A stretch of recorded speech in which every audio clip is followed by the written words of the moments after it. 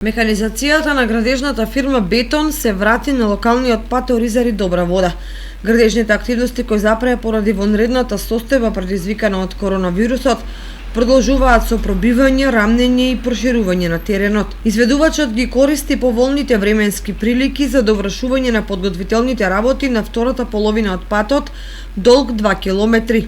Се третираат карпестите површини кои се околу 30% од оваа сообраќајница. Асфалтирањето на патот што води до локалитетот Добра Вода, каде што се наоѓа манастирот Пресвета Богородица, е со проект на Центарот за развој на Источниот плански регион и со средства обезбедени од Агенцијата за финансиска поддршка во земјоделството и руралниот развој.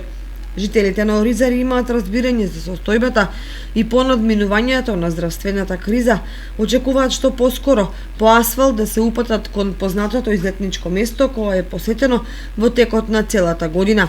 А за време на манастирската слава собери неколку илјади верници и гости од регионот и пошироко.